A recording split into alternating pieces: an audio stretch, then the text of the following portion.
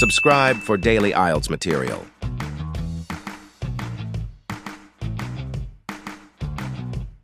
Number of different recordings, and you will have to answer questions on what you hear. There will be time for you to read the instructions and questions, and you will have a chance to check your work after each section. All the recordings will be played once only. The test is in 4 sections. Write all your answers on the listening question booklet. At the end of the real test, you will be given 10 minutes to transfer your answers from the question booklet to an answer sheet. You should be prepared to do this with the practices. Now turn to Section 1.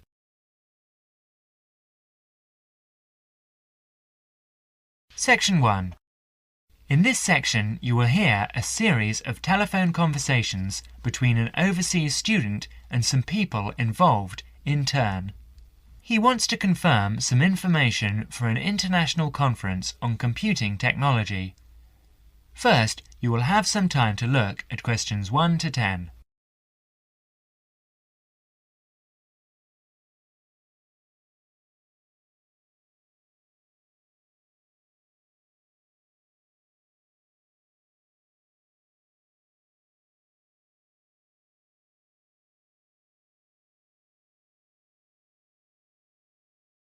You will see that there is an example which has been done for you. On this occasion, only the conversation relating to this will be played first.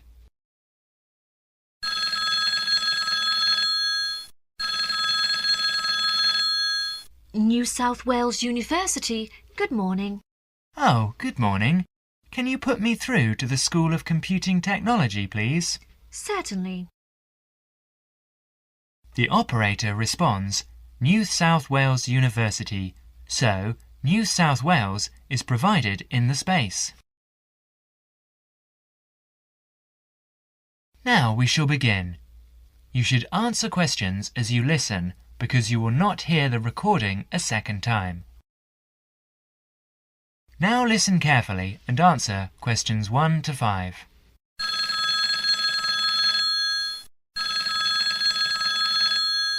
New South Wales University, good morning. Oh, good morning. Can you put me through to the School of Computing Technology, please? Certainly. School of Computing Technology, Professor Dorfman's office. Oh, good morning. I was wondering if you could give me some information about the forthcoming Computing Technology 25th Conference. Dates, enrolment procedures, cost, that sort of thing. Certainly. When exactly is the conference? Well, the conference runs for 4 days from the 15th to the 18th of September. 15th to 18th September. Oh, good. I'll still be here then, and, where exactly is it being held? Is it at the university as in previous years? No, it's actually being held at the Pacific Hotel. We've rather outgrown the university conference facilities, so we've opted for this new venue. Right, Paradise Hotel. No, Pacific Hotel. Oh, right. And presumably we can get accommodation at the hotel. Yes, but you'll need to contact them directly to arrange that. I'll give you the number for hotel reservations. Have you got a pen ready? Yeah, go ahead.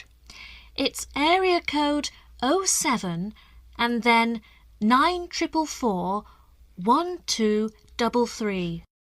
079 444 1233. And what's the registration fee?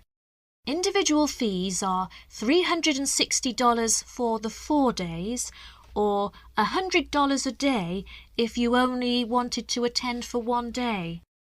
Are there any student concessions? Oh, sure. There's a 50% concession for students, and that's $180 for the 4 days or $50 a day. And am I too late to offer to give a talk? Oh, I'm pretty sure you've missed the deadline for that. Oh, really? But I've only just arrived here in Australia. Is there any way I could have a paper accepted? Well, you'd need to talk to Professor Dorfman. He's the person organising the conference this year. I can put you through if you'd like. Oh, yes, please. That'd be great. Oh, and can I just check the spelling of his name? Is that Dorfman? Yes, that's correct. Before the conversation continues, you will have another chance to look at questions 6 to 10.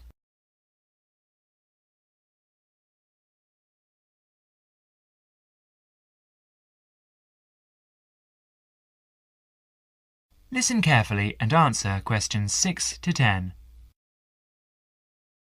Professor Dorfman speaking. Oh, hello. My name's John Helston. I'm a computing technology student at London University.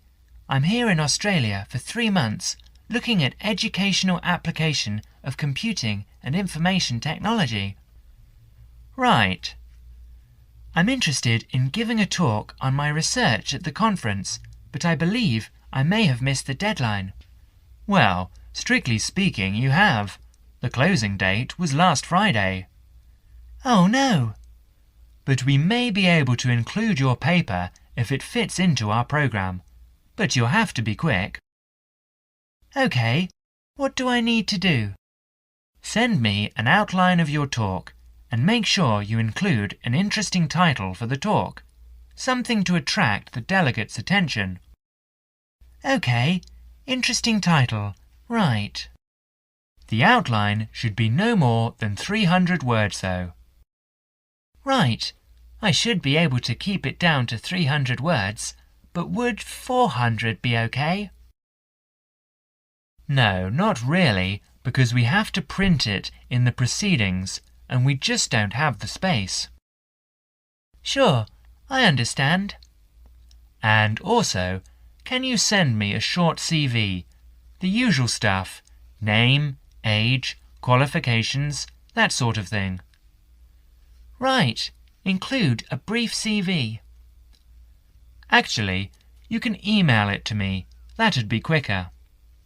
Sure, what's your email address? Well, the best thing would be to send it to the Conference Administrative Officer. The address is admin in lowercase, you know, in small letters. Right. So, that's admin@anuconf.edu.au. Right, I'll do that straight away. Thank you very much. You've been very helpful. OK, well, we hope to see you in October then. That is the end of section 1. You now have half a minute to check your answers.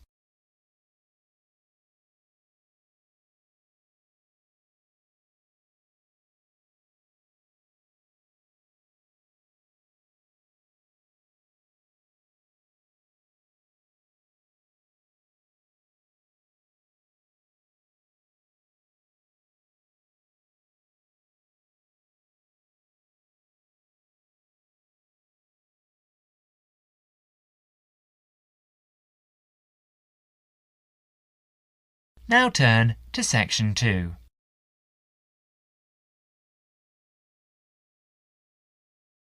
Section 2. You will hear a guide talk about cooking ginger on the radio broadcast. As you listen, answer questions 11 to 20. First, you will have some time to look at questions 11 to 20.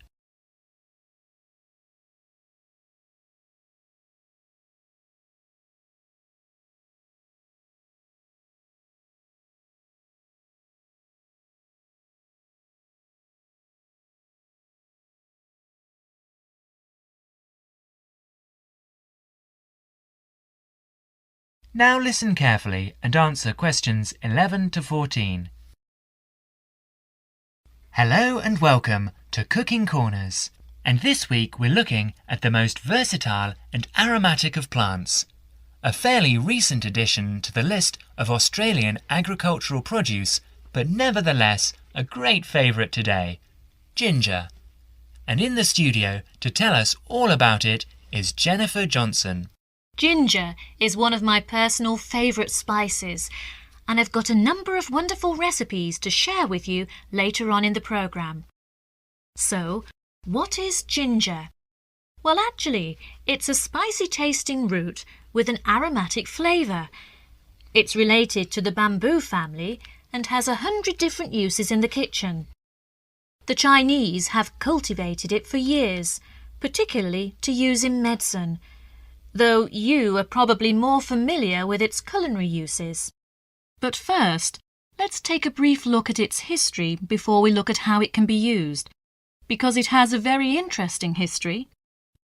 Ginger originated in the southern provinces of China and in India, where it had been used in medicine and food for over 5,000 years. The early traders who came upon the plant took it to many parts of the world, such as Nigeria, the West Indies, Central America, East Africa, and even Indonesia. Ginger became extremely popular because of its exotic aromatic properties and was highly valued by spice traders in the 17th and 18th centuries because they were able to sell it back in Europe for a very good price. Although Australia is now the largest producer of ginger in the world, it wasn't grown in Australia until the early 20th century. Before Jennifer goes on to explain the history of ginger planting in Australia, you will have another chance to look at questions 15 to 20.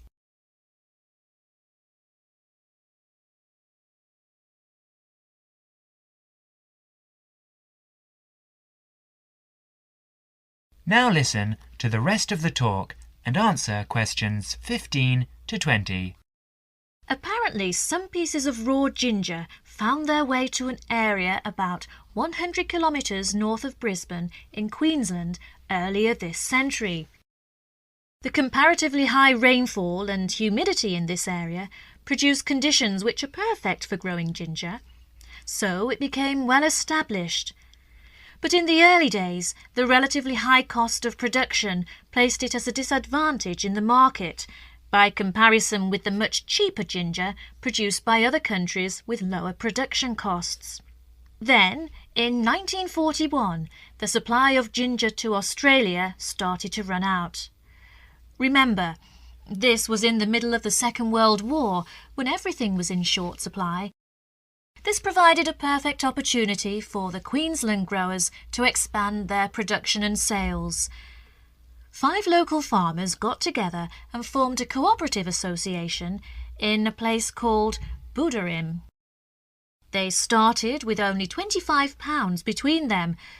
That was in the days when Australian currency was pounds, not dollars.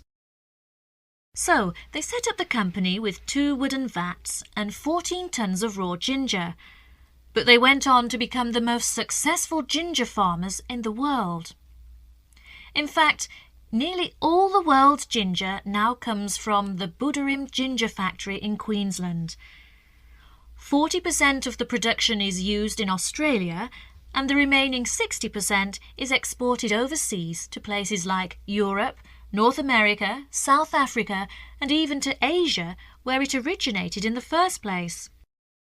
So now, let's move on to look at ways of using ginger in the kitchen. That is the end of section 2. You now have half a minute to check your answers.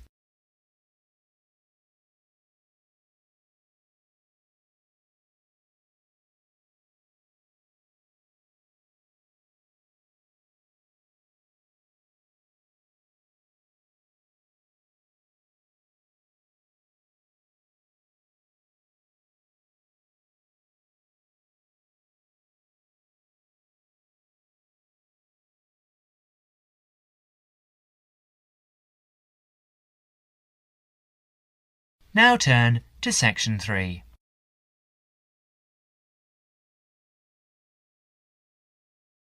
Section 3. You will hear an interview about global warming. As you listen, answer questions 21 to 30. First, you will have some time to look at questions 21 to 30.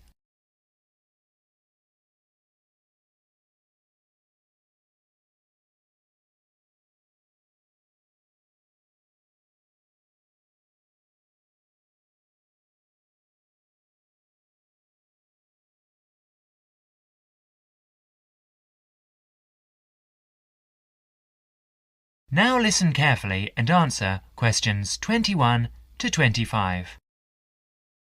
Dr. Parkinson, global warming was the threat of the 1980s, but it seems to have fizzled out of people's minds.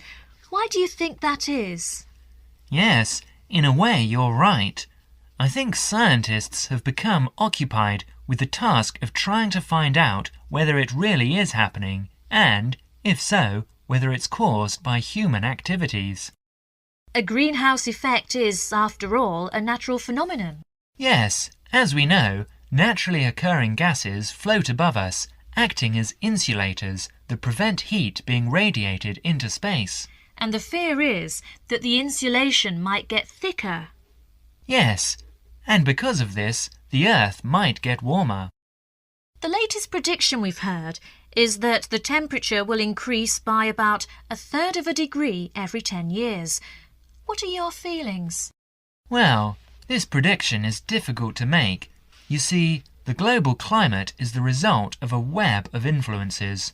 Who is to say that a simple action, such as adding carbon dioxide to the atmosphere, will not have several effects which might even cancel each other out? And I understand that the prediction is hard to verify whatever. Precisely. Why is that? Because the Earth's temperature surges and subsides naturally. In fact, the best way of detecting global temperature change is to measure the temperature of the oceans as accurately as possible. And this avoids the sort of seasonal fluctuations of the temperature of landmass.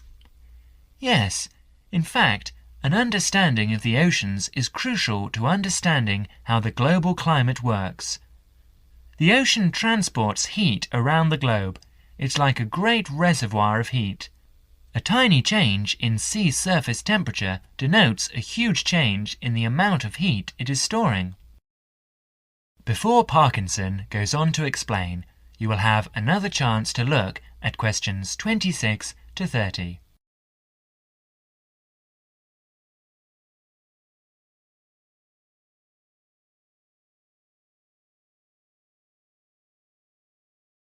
Now listen to the rest of the talk carefully and answer questions 26 to 30. And now, I understand you are looking at ways of refining this measurement of ocean temperature. Yes, for a long time we've measured it by placing thermometers in buoys bobbing in the oceans and also when ships draw water through their engines. It's also been done by satellite, hasn't it? Yes, but now data from a more promising system is being collected.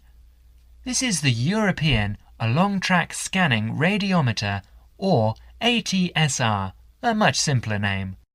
The ATSR orbits the Earth above us. And what stage are you at with this? Well, it's been up there 2.5 years now.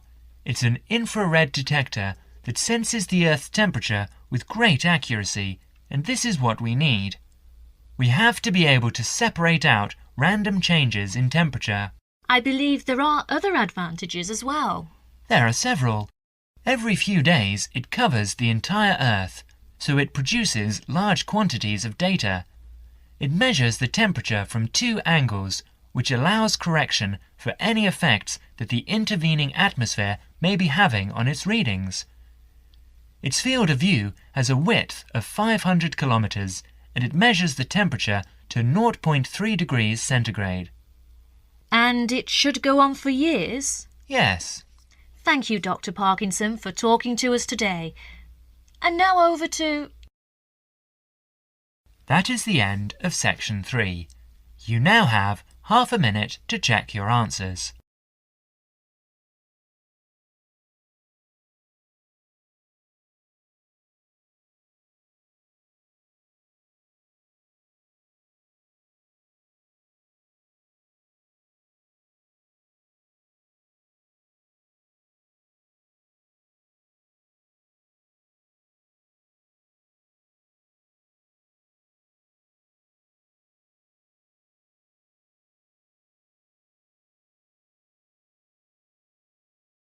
Now turn to section 4.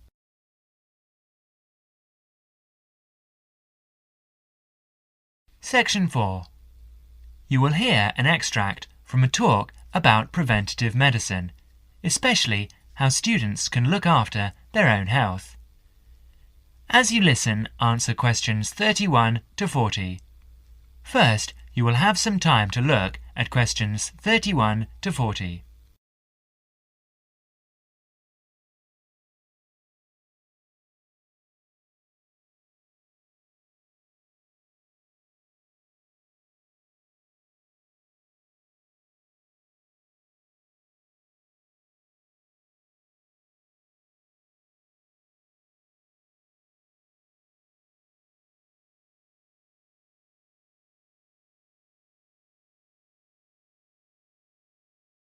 Now listen carefully and answer questions 31 to 40. Good morning. I'm Dr. Pat Plant, and I'm here to talk to you about preventative medicine in its widest and most personal aspects. In other words, I'm here to tell you how the patients should wrest control of their health away from the practitioners of medicine and take charge of their own medical destiny. I want to talk about staying out of the hands of the doctor. When a patient takes responsibility for her or his own health, and let's decide the patient is male for now, men are in fact more at risk than women anyway. When the patient takes over his own health regime, he must decide what he wants to do. The first thing, of course, is to give up the demon nicotine. Smoking is the worst threat to health, and it's self-inflicted damage. I have colleagues who are reluctant to treat smokers. If you want to stay well, stay off tobacco and smoking in all its manifestations. Our department has recently completed a survey of men's health. We looked at men in different age groups and occupations, and we came up with a disturbing insight. Young men, particularly working-class men, are at considerable risk of premature death because of their lifestyle. As a group, they have high risk factors. They drink too much alcohol, they smoke more heavily than any other group, their diet is frequently heavy in saturated fats, and they don't get enough exercise. We did a smaller survey in which we looked at environmental factors which affect health. I had privately expected to find air or water pollution to be the biggest hazards, and they must not be ignored. However, the effects of the sun emerged as a threat which people simply do not take sufficiently seriously. Please remember that too much sunlight can cause permanent damage. Given this information and the self-destructive things which people, particularly young men, are doing to themselves, one could be excused for feeling very depressed. However, I believe that a well-funded education campaign will help us improve public health standards and will be particularly valuable for young men. I'm an optimist. I see things improving, but only if things that you as students can do to improve your fitness.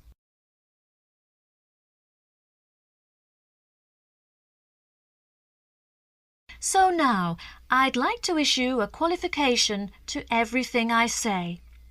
People will still get sick, and they will still need doctors.